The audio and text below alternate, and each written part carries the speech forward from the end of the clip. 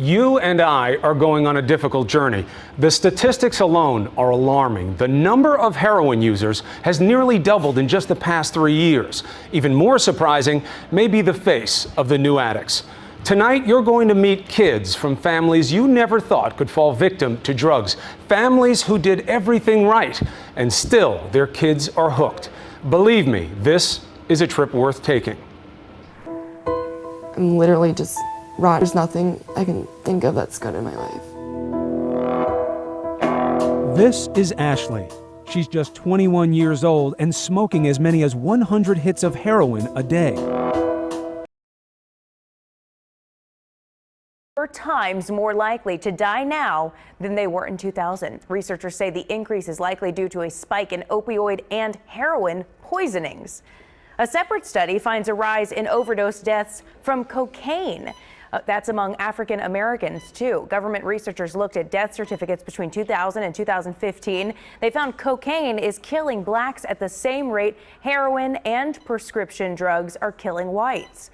Experts say better strategies are needed to prevent deaths from both cocaine and opioids. In a surprise move by one of the nation's most popular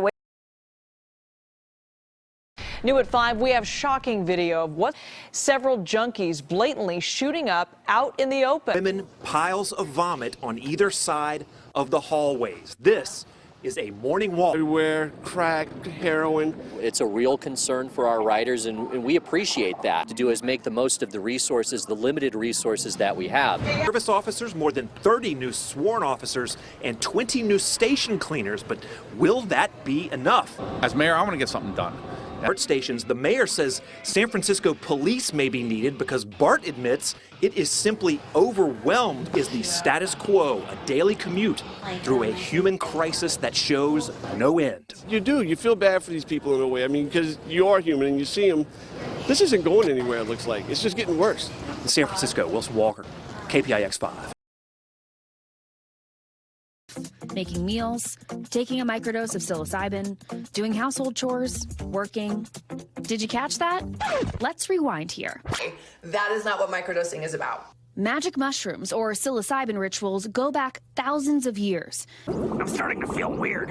Freak or any sort of effects, like full body effects of like quote unquote being high. Tracy started microdosing during the pandemic. I was 45 years old at the time, never ever did drugs. So no one was more surprised than me. I was tired and I was burned out and I was grumpy. To manage her stress, Brittany Wilson first tried a mood stabilizer, which she says helped. It eliminated her day-to-day joys. That's when she turned to microdosing. A foundation from which I can manage those stresses in a way that I wasn't able to before. In different ways, but I think for other people and maybe in other ways, it's largely placebo. Through her own experience with psilocybin, Tracy believes it can be an alternative to some traditional medications. I think SSRIs are amazing, groundbreaking medicine. I don't necessarily think that they're for everyone. Rebecca Kiesling lost both of her sons, if you can imagine that, to fentanyl. Her Percocet pills, but they weren't. They were fentanyl.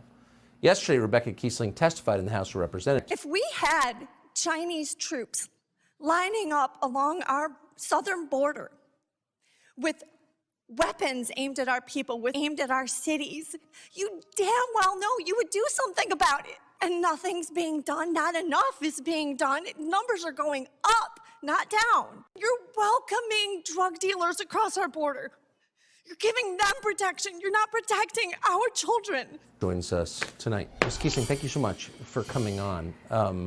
You certainly made the point to the Congress. Do you think they heard you? More than half of them did.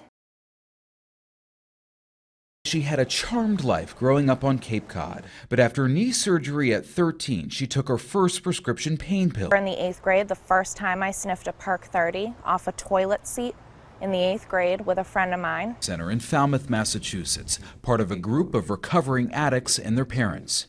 You use the word shocked. Shocked, completely shocked, yes. This was not going to happen to my family. I had the perfect, what I thought perfect white picket fence with the beautiful daughter who had 2 ponies. Even here, among the quaint streets and beaches of the Cape, Gosnold CE says athletes, students, and professionals are part of the new face of addiction. I mean, it's a segment of the population that up to this point has pretty much said this is not something. Up 114%. What has heroin done to your life? Just shooting heroin in a basement alone. Nobody wanted anything to do with me. The old social and economic stereotypes no longer hold. Addiction can strike in any home. Kenneth Craig, CBS News, Falmouth, Massachusetts.